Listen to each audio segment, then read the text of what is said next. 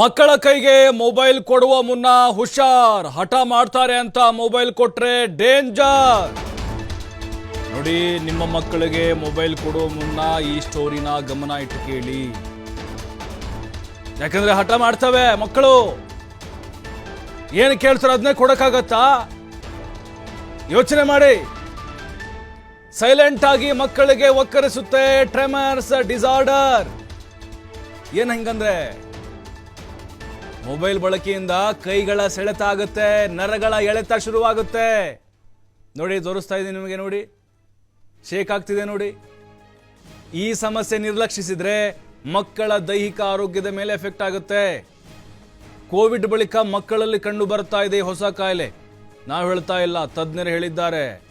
ಅತಿಯಾದ ಮೊಬೈಲ್ ಬಳಕೆಯಿಂದ ಬಾಲಕುಬ್ನಲ್ಲಿ ಕಾಯಿಲೆ ಪತ್ತೆಯಾಗಿದೆ. ನೋಡಿ, ಬಾಲಕನ ಕೈ ನೋಡಿ, ಏನು ಅವ್ನು ಶೇಕ್ ಮಾಡ್ತಿಲ್ಲ, ಅದಾಗೆ ಶೇಕ್ ಆಗ್ತಾ ಇದೆ. ಮೊಬೈಲ್ ಬಳಸಿ ಪೆನ್ನು ಪೆನ್ಸಿಲ್ ಹಿಡುವಂತಹ ಪರಿಸ್ಥಿತಿ ನೋಡಿ. ಅಂದರೆ ಹಿಡಿಯದಂತಹ ಪರಿಸ್ಥಿತಿ ಬಂದುಬಿಟ್ಟಿದ್ದಾನೆ. ಪುಸ್ತಕ ಹಿಡಬೇಕಾದಂಥ ಕೈ, ಪೆನ್ನು ಪೆನ್ಸಿಲ್ ಹಿಡಬೇಕಾದಂಥ ಕೈ ಈಗ ನೋಡಿ ಹೆಂಗೆ ಅಲಗಾಡ್ತಾ ಇದೆ. ಅಲ್ಲಿ ಸಾಪಾಗಲ್ಲ ಅದು. ಮೊಬೈಲ್ ಯೂಸ್ ಮಾಡಿಲ್ಲ ಅಂದರೆ ಕೈಯಲ್ಲಿ ನಡುಕ ಶುರುವಾಗುತ್ತೆ. ಮೊಬೈಲ್ ಕೊಟ್ಟರೆ ಕರೆಕ್ಟ್ ಆಗುತ್ತೆ. ಮೊಬೈಲ್ ದೂರ ಹಿಡಿದಿದ್ರೆ ಅಪಾಯ ಕಟ್ಟಿಟ್ಟ ಬುತ್ತಿ. ಹಾಗಾಗಿ ಪದೇ ಪದೇ ಹೇಳ್ತಾ ಇದ್ದೀವಿ, ಇದು ವಯಸ್ಸಿನ ಮಿತಿ ಏನಿಲ್ಲ. ಗೇಮ್ ಆಡುತ್ತೆ ಮಕ್ಕಳುಗಳು, ಕಾರ್ಟೂನ್ ಹಾಕಿಕೊಡು ಡ್ಯಾಡಿ ಅಂತ ಕೇಳಿಸುತ್ತೆ. ಈಗ ಮೊಬೈಲ್ ಇಲ್ಲ ಅಂದರೆ ಊಟನೇ ಮಾಡಲ್ಲ ಮಕ್ಕಳು. ಆವಾಗೆಲ್ಲ ಚಂದಮಾಮನ್ ತೋರಿಸಿ ಊಟ ಮಾಡಿಸ್ತಾ ಇದ್ರು. ಈಗ ಮೊಬೈಲ್ ಕೊಟ್ಟರೆ ಸಾಕು, ಸುಮ್ಮನಾಗ್ತವೆ.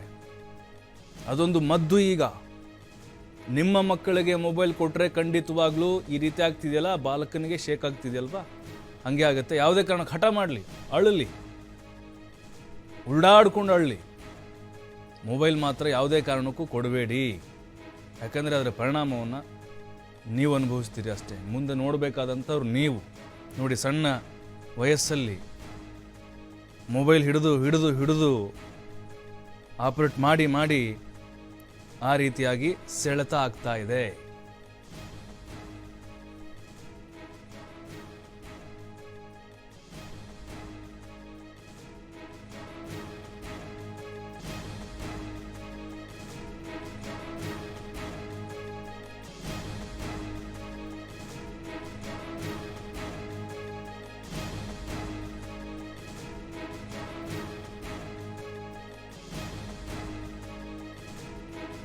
ವಿನಿಗಲ್ಸ್ ಹಾಸ್ಪಿಟಲಲ್ಲಿ ಸೈಕಾಲಜಿಸ್ಟ್ ಆಗಿ ಕೆಲಸ ಮಾಡ್ತಾ ಇದ್ದೀನಿ. ಇತ್ತೀಚಿನ ದಿನಗಳಲ್ಲಿ ಮೊಬೈಲ್ ಬಳಕೆಯಿಂದ ಮಕ್ಕಳಲ್ಲಿ ತುಂಬಾನೇ ಕಂಪ್ಲೇಂಟ್ಸ್ ಬರ್ತಾ ಇದೆ. ಅದರಲ್ಲಿ ಕೆಲವು ಯಾವುದು ಅಂದರೆ ತಲೆನೋವು, ಕಣ್ ಬ್ಲರ್ ಆಗೋದು, ದೇಹದ ತೂಕ ಹೆಚ್ಚಾಗಿರೋದು, ಓದಿನಲ್ಲಿ ಆಸಕ್ತಿ ಕಮ್ಮಿ ಆಗಿರೋದು, ಮತ್ತು ಇದೊಂದು ವಿಭಿನ್ನ ಕಂಪ್ಲೇಂಟ್ ಏನು ಅಂದರೆ ಇನ್ವಾಲಂಟ್ರಿ ಮೂಮೆಂಟ್, ಅಂದರೆ ಕೈಗಳು ಶೇಕ್ ಆಗ್ತಾ ಇರೋದು. ಇದು ಕೂಡ ಮೊಬೈಲನ್ನು ಹೆಚ್ಚಾಗಿ ಬಳಸಿರೋದ್ರಿಂದ ಆಗಿದೆ ಅಂತ ನಾವು ಡೀಟೇಲ್ ಹಿಸ್ಟ್ರಿ ತಗೊಂಡ್ಮೇಲೆ ಗೊತ್ತಾಗಿರುವಂಥ ವಿಷಯ. ಇವಾಗ ಈ ಥರ ಆಗ್ತಾ ಇರೋದ್ರಿಂದ ನಾವು ಮುನ್ನೆಚ್ಚರಿಕೆ ಕ್ರಮಗಳನ್ನು ತಗೊಂಡಿಲ್ಲ ಅಂದರೆ ಈ ಕಂಪ್ಲೇಂಟ್ ಹೆಚ್ಚಾಗುವ ಸಾಧ್ಯತೆ ತುಂಬ ಇದೆ. ಹಾಗಾಗಿ ಮಕ್ಕಳನ್ನು ಮೊಬೈಲ್ ಬಳಕೆಯಿಂದ ದೂರ ಇಡೋದು ತುಂಬ ಒಳಿತು. ಹೇಗೆ ಮಕ್ಕಳನ್ನು ದೂರ ಇಡೋದು, ಏನು ಮಾಡಿದ್ರೆ ಮಕ್ಕಳು ಇದರಿಂದ ದೂರ ಆಗ್ಬೋದು ಅಂತ ಹೇಳಿದ್ರೆ, ಮೊದಲಿಗೆ ಮಕ್ಕಳನ್ನು ಎಜುಕೇಟ್ ಮಾಡೋದು, ಅವರಿಗೆ ತಿಳುವಳಿಕೆ ಹೇಳೋದು. ಹೆಚ್ಚಾಗಿ ಬಳಸ್ತಾ ಇರೋದ್ರಿಂದ ಯಾವ್ಯಾವ ಥರ ತೊಂದರೆಗಳಾಗ್ತಾ ಇದೆ, ಇದರಿಂದ ಯಾವ ಥರ ಇಂಪ್ಯಾಕ್ಟ್ ಆಗುತ್ತೆ ಅವರ ಮನಸ್ಸಿನ ಆರೋಗ್ಯದ ಮೇಲೆ ಮತ್ತು ದೇಹದ ಆರೋಗ್ಯದ ಮೇಲೆ ಯಾವ ಥರ ಪರಿಣಾಮ ಬೀರ್ತಾ ಇದೆ ಅನ್ನೋದನ್ನ ಅವರಿಗೆ ತಿಳಿ ಹೇಳೋದು. ಎರಡನೇದು, ಮಕ್ಕಳ ಮುಂದೆ ಮೊಬೈಲ್ ಬಳಕೆಗಳನ್ನು ನಾವು ಕಮ್ಮಿ ಮಾಡ್ತಾ ಬರೋದು. ಯಾಕಂದ್ರೆ ದೊಡ್ಡವರು ಅದನ್ನ ಬಳಸ್ತಾ ಇರೋದ್ರಿಂದ ಅವ್ರು ನೋಡಿ ಕಲಿಯೋ ಸಾಧ್ಯತೆ ಜಾಸ್ತಿ ಇರುತ್ತೆ. ಹಾಗಂತ ನಾವು ಕೆಲವೊಮ್ಮೆ ಮನೆಗಳಲ್ಲಿ ಆನ್ಲೈನ್ ಕೆಲಸ ಮಾಡ್ತಾ ಇರೋರು ಅದರ ಬಳಕೆ ಮಾಡಲೇಬೇಕಾಗತ್ತೆ. ಹಾಗಿದ್ದಾಗ ಕೆಲಸ ಮುಗಿದ ನಂತರ ಆದಷ್ಟು ಅದನ್ನ ಅವಾಯ್ಡ್ ಮಾಡೋದಕ್ಕೆ ಪ್ರಯತ್ನ ಪಡಿ. ಮೂರನೇದು, ಮಕ್ಕಳನ್ನು ಆದಷ್ಟು ಫಿಸಿಕಲ್ ಆಕ್ಟಿವಿಟೀಸ್ಗೆ ಎನ್ಕರೇಜ್ ಮಾಡೋದು. ಸೈಕ್ಲಿಂಗ್ ಇರ್ಬೋದು, ವಾಕಿಂಗ್ ಇರ್ಬೋದು, ಇಲ್ಲ ಅವ್ರಿಗೆ ಯಾವ ಆಟಗಳು ಇಷ್ಟ ಆಗುತ್ತೋ ಆ ಆಟಗಳನ್ನು ಪ್ರೋತ್ಸಾಹಿಸೋದು ತುಂಬ ಒಳಿತು. ಇವಾಗ ನಾವು ಹೇಗೆ ಗುರುತಿಸೋದು, ಈ ಮಕ್ಕಳಲ್ಲಿ ತೊಂದರೆ ಆಗ್ತಿದೆ ಅಂತ ನಮ್ಗೆ ಹೇಗೆ ಗೊತ್ತಾಗುತ್ತೆ? ಮಕ್ಕಳಲ್ಲಿ ಆಸಕ್ತಿ ಕಮ್ಮಿ ಆಗ್ತಿರೋದು, ಓದಿನ ಕಡೆ ಗಮನ ಕಮ್ಮಿ ಆಗೋದು, ಅವ್ರ ಪುವರ್ ಪರ್ಫಾರ್ಮೆನ್ಸ್, ಸರಿಯಾಗಿ ಪರ್ಫಾರ್ಮ್ ಮಾಡದೇ ಇರೋದು. ಪ್ಲಸ್ ಒಂದು ಕಂಪ್ಲೇಂಟ್ ಏನು ಅಂತ ಹೇಳಿದ್ರೆ, ಮೊಬೈಲನ್ನ ಅವರಿಂದ ದೂರ ತಗೊಂಡಾಗ ತುಂಬ ಇರಿಟಬಲ್ ಆಗೋದು, ರೆಸ್ಟ್ಲೆಸ್ ಆಗೋದು, ಕಿರ್ಚಾಡೋದು, ಅದಕ್ಕೆ ಬೇಕು ಅಂತ ಗಲಾಟೆ ಮಾಡೋದು, ಜೊತೆಗೆ ಮೊಬೈಲ್ ಸ್ವಲ್ಪ ದೂರ ಇಟ್ಟಾಗ ಮತ್ತಷ್ಟು ಮಾಹಿತಿ ಕಾರ್ತಿಕ್ ಕೊಡ್ತಾರೆ. ಕಾರ್ತಿಕ್, ನಿಜಕ್ಕೂ ಬಹಳ ಆಘಾತಕಾರಿ ವಿಚಾರ ಇದು, ಪೋಷಕರಿಗೆ ಒಂದು ಎಚ್ಚರಿಕೆಯ ಪಾಠ ಅಂತ ಆಗುತ್ತೆ. ಬಟ್ ಇದು ಹೇಗೆ ಕಂಡು ಬರುತ್ತೆ ಮತ್ತು ಇದರ ಪರಿಣಾಮಗಳೇನಾಗ್ಬೋದು ಅಂತ?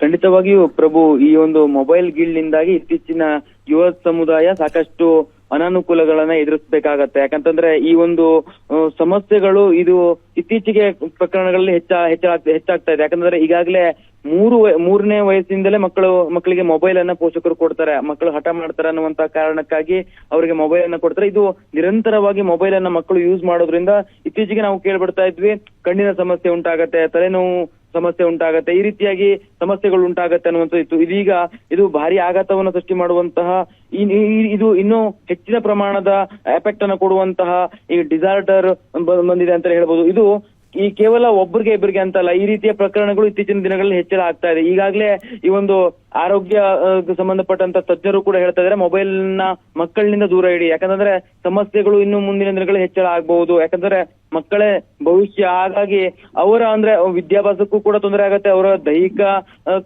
ದೈಹಿಕ ಸಾಮರ್ಥ್ಯಕ್ಕೂ ಕೂಡ ಈ ಮೊಬೈಲ್ ನಿಂದಾಗಿ ಸಮಸ್ಯೆಗಳು ಉಂಟಾಗಬಹುದು. ಯಾಕಂತಂದ್ರೆ ಕಣ್ಣಿನ ಸಮಸ್ಯೆ, ತಲೆನೋವು ಈ ರೀತಿಯ ಸಮಸ್ಯೆಗಳು ಈಗಾಗಲೇ ಮೊದಲೆಲ್ಲ ಕಂಡು ಬರ್ತಾ ಇತ್ತು. ಆದ್ರೆ ಇತ್ತೀಚಿನ ದಿನಗಳಲ್ಲಿ ಈ ರೀತಿಯ ಬಹಳ ಅಪಾಯವನ್ನು ಉಂಟು ಮಾಡುವಂತಹ ಡಿಸಾರ್ಡರ್ಗಳು ಕೂಡ ಕಂಡು ಬರ್ತಾ ಇದೆ. ಇದು ಎಲ್ಲೋ ಒಂದ್ ಕಡೆ ಇನ್ನೂ ಹೆಚ್ಚಿನ ಪ್ರಮಾಣದಲ್ಲಿ ಮುಂದೆ ಹೆಚ್ಚಳ ಆಗ್ಬಹುದು. ಅಂದ್ರೆ ಮಕ್ಕಳಲ್ಲಿ ಇನ್ನೂ ಹೆಚ್ಚಿನ ಪ್ರಮಾಣದಲ್ಲಿ ಕಾಣಿಸ್ಕೊಳ್ಬಹುದು. ಹಾಗಾಗಿ ಈ ಒಂದು ಪಾಲಕರು, ಪೋಷಕರು ಈ ಬಗ್ಗೆ ಗಮನವನ್ನು ಹರಿಸಬೇಕು. ಮಕ್ಕಳಿಗೆ ಅಗತ್ಯಕ್ಕೆ ಅನುಗುಣವಾಗಿ ಅಷ್ಟೇ ಕೊಡಬೇಕು. ಅನವಶ್ಯಕವಾಗಿ ಅವರನ್ನ ಮೊಬೈಲ್ ಅನ್ನ ನಿರಂತರವಾಗಿ ಪ್ರತಿನಿತ್ಯವೂ ಕೂಡ ಅವರನ್ನ 24 ಗಂಟೆಯೂ ಕೂಡ ಅವರು ಮೊಬೈಲ್ ನೊಂದಿಗೆ ಇರುವಂತ ಒಂದು ರೀತಿಯಾಗಿದ್ರೆ ಅದನ್ನು ತಪ್ಪಿಸ್ಬೇಕು, ಆ ರೂಢಿಯಿಂದ ತಪ್ಪಿಸ್ಬೇಕು. ಇಲ್ಲೇ ಇದ್ರೆ ಈ ರೀತಿಯ ಪ್ರಕರಣಗಳು ಹೆಚ್ಚಳ ಆಗುತ್ತೆ ಮತ್ತು ತಮ್ಮ ಮಕ್ಕಳ ಮೇಲೆ ದುಷ್ಪರಿಣಾಮ ಉಂಟಾಗತ್ತೆ ಅನ್ನುವಂತ ಒಂದು ಅಪಾಯದ ಎಚ್ಚರಿಕೆಯನ್ನ ಈಗಾಗಲೇ ತಜ್ಞರು ಕೂಡ ಕೊಡ್ತಾ ಇದ್ದಾರೆ. ಟ್ರೇಮಸ್ ಡಿಸಾಸ್ಟರ್ ನ ಒಂದು ಪ್ರಕರಣದಲ್ಲೂ ಕೂಡ ಅವರ ಕೈ ವೈಬ್ರೇಷನ್ ಆಗುವಂತದ್ದು, ಅಂದ್ರೆ ಮೊಬೈಲ್ ಇಲ್ಲದೆ ಇದ್ರೆ ಸಂದರ್ಭದಲ್ಲಿ ಅವರ ಕೈ ವೈಬ್ರೇಷನ್ ಆಗುವಂತಹ ಒಂದು ಪ್ರಕರಣಗಳು ಕೂಡ ಕಂಡು ಬರ್ತಾ ಇದೆ. ಪ್ರಭು, ಥ್ಯಾಂಕ್ ಯು ಕಾರ್ತಿಕ್ ಮಾಹಿತಿಗಾಗಿ.